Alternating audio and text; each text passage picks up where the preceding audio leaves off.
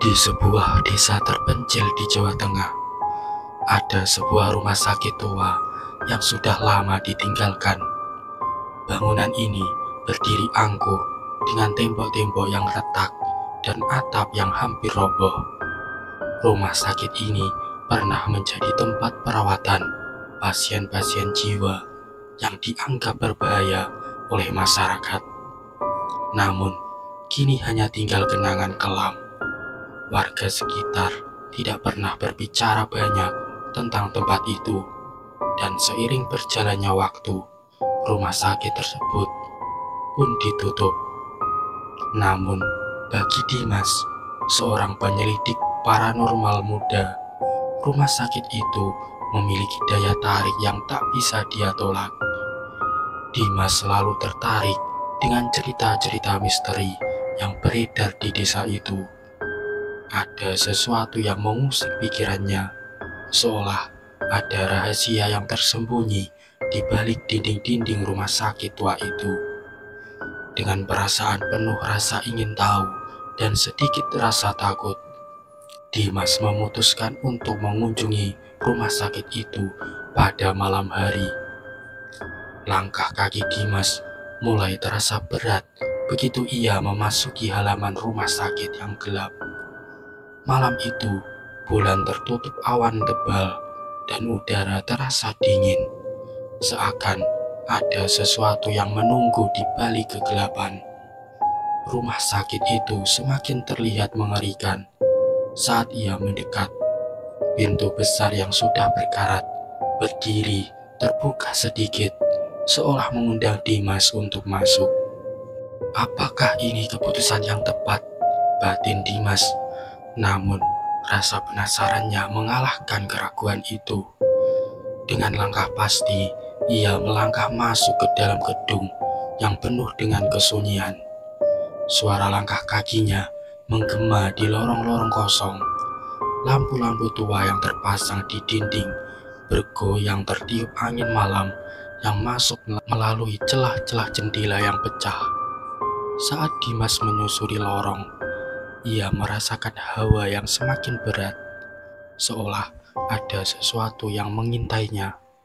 Beberapa langkah lagi, ia melihat bayangan samar di ujung lorong. Jantungnya berdebar cepat, dan meskipun rasa takut semakin menggerogotinya, ia terus berjalan. Pada saat itulah, ia mendengar suara seperti bisikan yang berasal dari dalam ruangan. Suara itu terdengar tidak jelas, namun cukup untuk membuat Dimas berhenti sejenak. Ia menahan napas dan mencoba menenangkan diri. Tak lama kemudian, Dimas mendengar suara langkah kaki.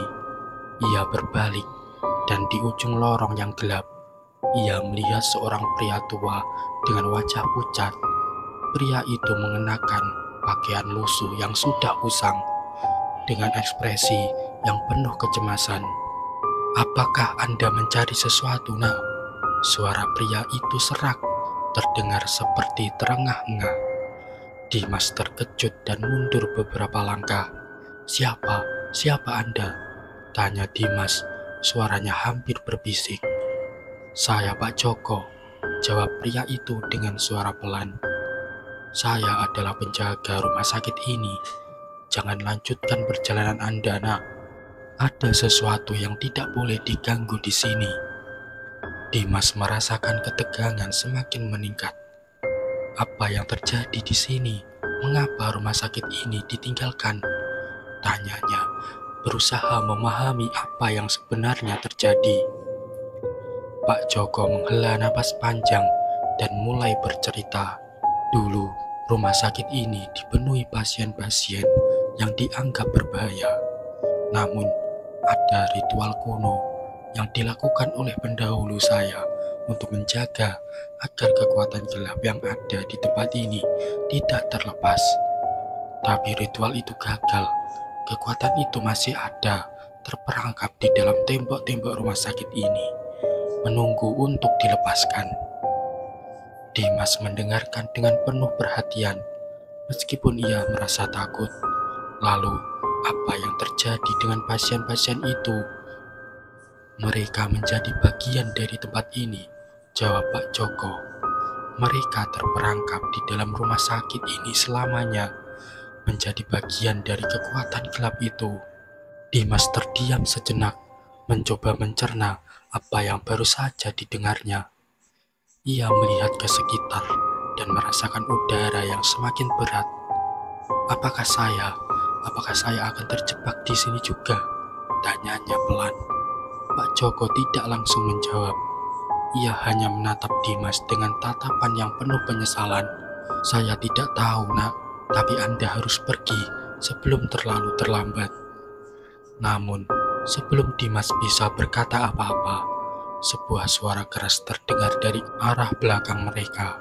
Dimas dan Pak Joko berbalik, dan mereka melihat sosok gelap yang muncul di ujung lorong, mendekat dengan langkah berat. Suara langkah kaki itu bergema di seluruh rumah sakit yang sunyi. Ini sudah terlambat, Pak Joko berbisik. Suaranya penuh ketakutan. Lari, Nak, sekarang. Dimas tidak bisa berpikir jernih.